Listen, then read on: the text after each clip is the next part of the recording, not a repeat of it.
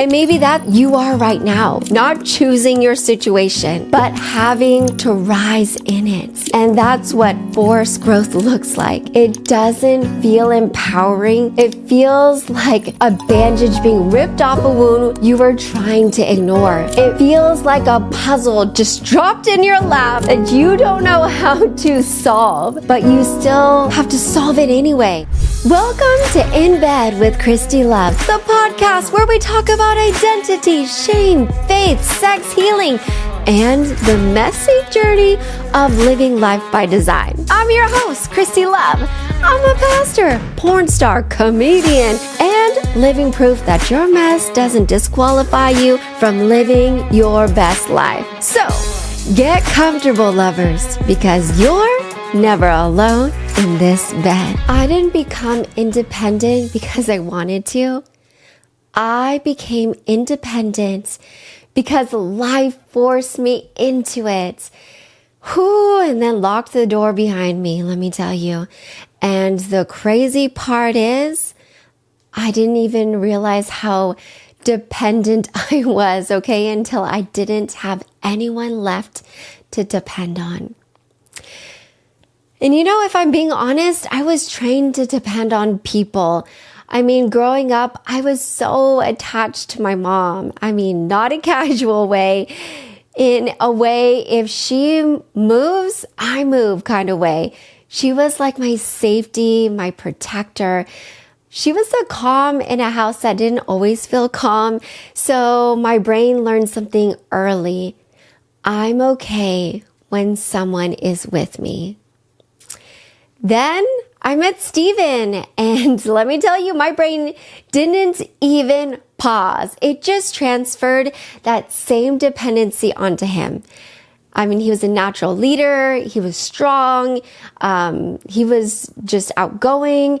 So finding him to be dependent on I just felt safe, right?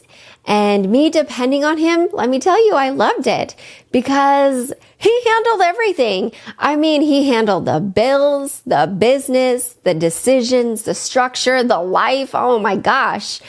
And to tell you the truth, I got to exist in this really comfortable space of he's got it and I don't got to think about it, okay? And I loved it. And we did everything together. Everything. Like I was stuck to him by the hip. We did work, church, business, life. And let me tell you, if you asked me who I was back then, I would have probably just answered we, because there wasn't a really me. And I'll just say that kind of life feels so safe until life removes a person you're attached to. I remember the first time that happened was when Steven went to jail. I remember exactly where I was. I was sitting in my bedroom, my phone rang, and nothing in me thought, this call is about to change everything, right? So I just answered it. And then I got pieces of information, and it was with my assistant who called, and at the time, none of it made sense. I was like, what's going on? He had gone to LA to meet his sister at her therapist office to help her. And then there was a cop waiting to arrest him. And when I heard that, I immediately called his sister, and she told me she turned him in. And I remember going completely still at that moment. I was so shocked. I was confused. I was in disbelief. I didn't think like, oh yeah, I'll figure this out. I thought, I don't know how to do this. I just felt so numb. And I remember the next morning, the reality hit me. There is no one to fall back on now. And maybe you've never had someone go to jail. Maybe your story looks completely different. But if you've had a moment where something got pulled out from under you, where the person you leaned on just immediately disappeared. Oh my gosh, where the thing you thought would always be there wasn't anymore, then you probably know this feeling, that quiet realization of, it's on me now. And that feeling doesn't feel empowering at all, okay? It feels so heavy. Because to tell you the truth, before that, even when we were doing our own things, we were both very busy bodies, he was always still there. Now, everything was on me at that point. And not just my life, but now I had the responsibility of his business, his staff, people who depended on him. Now all of a sudden I felt like all that weight and all that responsibility fell on me. And I wasn't ready for that. I'm grateful that, we had our assistant there to take on a big, huge load. And I'm grateful for that because she's a very strong leader and she has those quality traits that I lack. So I'm very appreciative. But I remember, a big, huge weight was also on me because I'm married to my husband and he has these businesses that I'm now also held responsible for, right? And I just remember I was like, okay, I got to step into this role and I absolutely didn't feel qualified for. But again, I was grateful for when the jails eventually released phone calls for him for guidance and for the assistants that also helped in huge ways. I remember during that time just sitting there thinking, wow, these are all the things now that I have to do and I have to lead and I don't feel qualified for. And I just remember I was like, okay, now I'm running staff meetings, trying to hold our staff together in such a really difficult time. Not only that, but our business, people started questioning, where's our coach? Because we ran the largest mastermind of San Diego and people were confused. And then people started leaving and COVID hit and then no finances were coming in.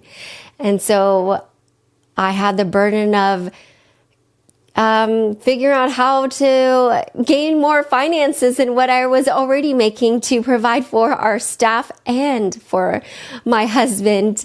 Because I just knew that even though COVID hit, I didn't want to see them struggle because of this situation. I was so appreciative of their help and everything that they did for us at the time.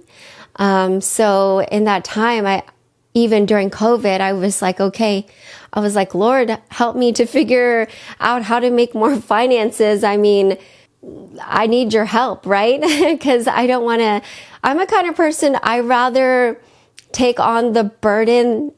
It's less painful for me to take on the burden than seeing other people struggle and hurt. So for me, I'm just like, you know what?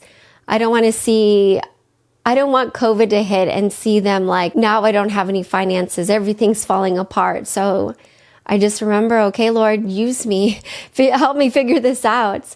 And I remember a time where I was sitting in front of his staff and they were looking at me. They were waiting for leadership, waiting for answers. And I remember inside I was thinking, I am not the person for this. Whoo. And can I just say, maybe you've had that moment too where, oh my God, life hands you responsibility and you feel like you're the least qualified person in the room, okay? Whoo. But there is no one else. So you just have to speak anyway. You have to show up anyway. You have to figure it out anyway. And I remember going home after those meetings and laying on my bed I remember staring at the ceiling and I felt so overwhelmed, wanting to quit, thinking like, this is too much for me. And at that moment, when I felt like this is too much for me, every ounce of me was like, I cannot do this. There's no way I'm not equipped for this. I don't have the wisdom and the knowledge and the right decisions. And I remember that time I was like feeling so weak, like I wanted to give up. And I just remember, I just felt like God was speaking to me at that moment. And I felt like God say, if you give up, this ship will sink. I just remember just seeing this vision of this big, huge sail ship. And I'm like kind of the captain steering this ship. And I just kind of felt like if I leave this ship, then this whole ship is going to plummet. And I had to make a decision at that moment. And all I could think of was, Lord, if you want me to do this, I said, you need to give me the strength because I don't have it. And maybe that's a lesson right there. Strength doesn't always show up first. Sometimes responsibility shows up first and then strength follows, okay? And let me tell you, I kept going, not because I felt strong, because I had no other option. That was the first time life had forced me to grow up. And let me tell you, it wasn't inspiring. It was pure survival.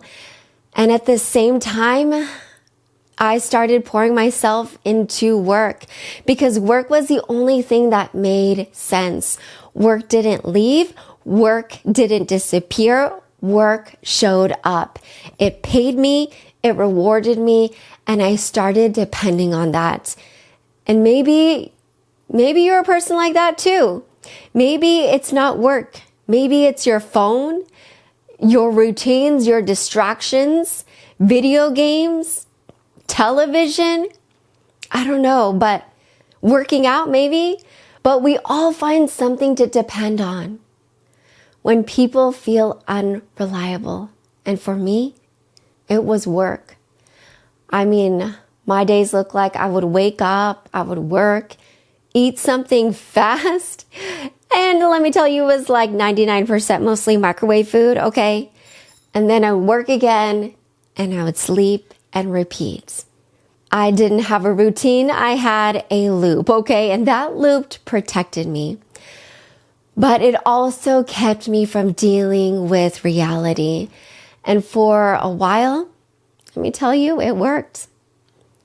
And let me pause for a second. When Stephen went to jail, he was convicted as a minor, which he was not allowed to have bail when he was a minor, when he was convicted as a minor.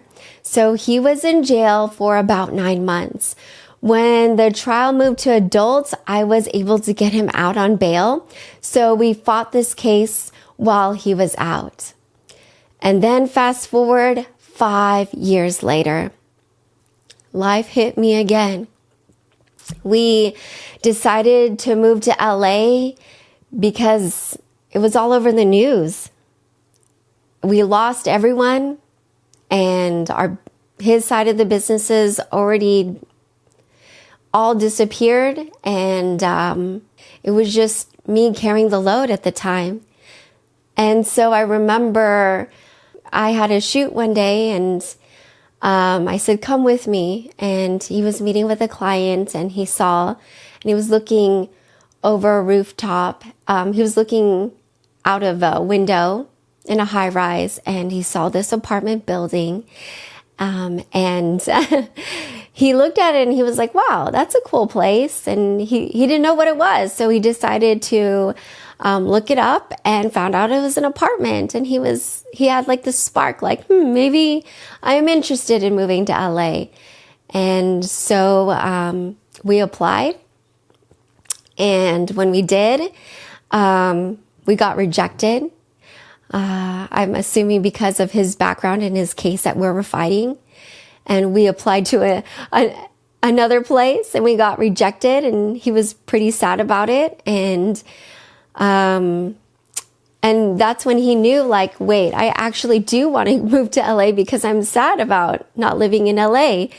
And I said, don't worry about it. I said, let's just move into an Airbnb and we'll figure it out after the case, what we're going to do, right? So we moved into this beautiful Airbnb. It was like 4-bedroom, I think over 2,000 square foot with a little backyard and a nice hot tub. So Tofu had a blast. And I remember 1 week later, when we moved in, Stephen went to prison. But this time it wasn't temporary. Now he was sentenced to 30 years. And I remember sitting there in that Airbnb. I remember, here I am in a new city with no friends, no support except grateful for our parents, both sides. And I'm thinking, okay, this is my life now. And this time, there was no confusion. It was just reality. I mean, I was alone, and maybe you've had that kind of moment too. Not the same details, but the same feeling where you just started to look around and realize, hey, there's no backup plan. This is on me, and it's not exciting. It's actually quite terrifying. I was providing for myself, my husband, my 3 fur babies, Swissy, Kiki, and Tofu. And I remember the first nights.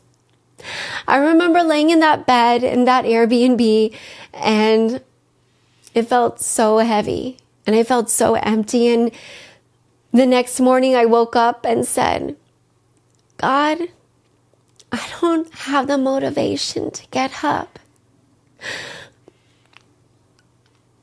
I remember that. I felt so stiff in my bed. But I kept feeling God just say, get up, get up.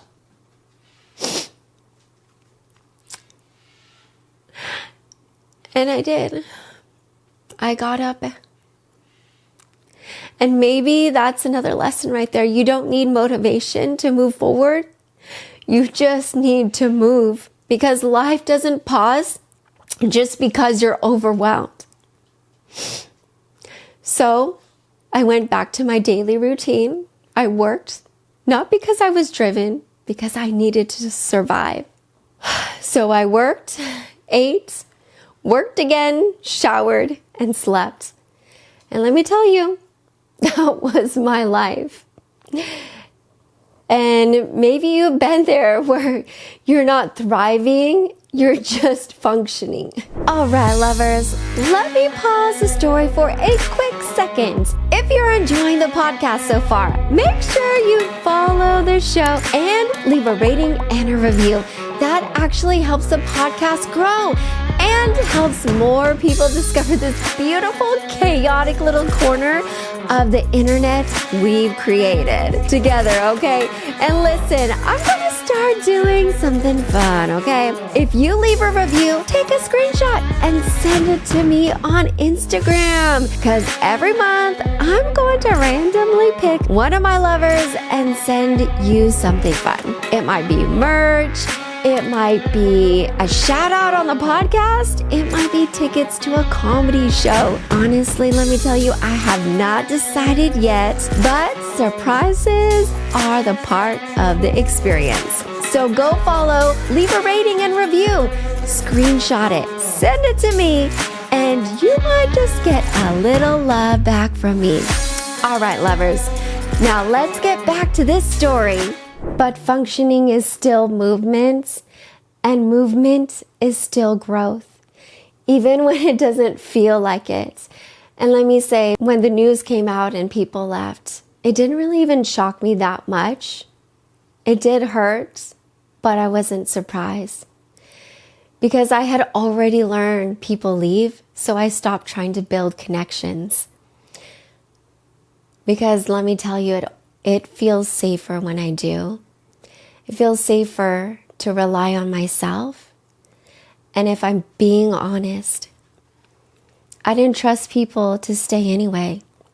And maybe that's something you relate to, where it feels easier to just do everything yourself instead of risking being let down again. But here's the truth I had to learn. Doing everything yourself doesn't protect you from loneliness. It just makes you stronger at carrying it, right? And if I'm being brutally honest, I didn't want this responsibility. I didn't choose this. I didn't want to grow up this fast, but I had to. And something shifted in me, not instantly, but gradually, when I realized he needed me, that he was going through a lot. He was in a lot of pain. And at that moment, I knew I had to be strong, not for me, but for him. And can I say, that's when I stopped asking, can I do this? And started saying, I don't have a choice. I'm doing this. And maybe that's where you are right now. Not choosing your situation, but having to rise in it. And that's what forced growth looks like. It doesn't feel empowering. It feels like a bandage being ripped off a wound you were trying to ignore. It feels like a puzzle just dropped in your lap that you don't know how to solve, but you still have to solve it anyway. And you do, because you have to. And let me tell you, looking back, I didn't become independent. I became responsible. And those are not the same thing, because independence sounds like freedom, but responsibility feels like weight. And if I'm being completely honest, independence did not feel like freedom at all. Oh my God, it felt like becoming someone I didn't even know how to be yet, right?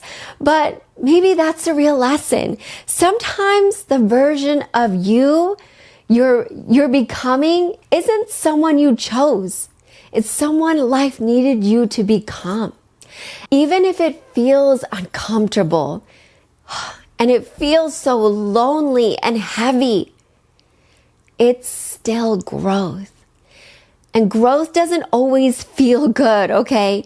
But it builds something in you that nothing can take away. All right, lovers, before I end it here, remember this. Whether you love me or love to hate me, you're still one of my lovers, okay? So, thank you for spending the time with me. If you enjoyed the episode, make sure to follow the podcast, subscribe, leave a review, and share it with another lover or ex-lover in your life, okay? And don't forget, Jesus loves you, and so do I. And remember, lovers, you're never alone in this bed. I'll see you next time with In Bed with Christy Love.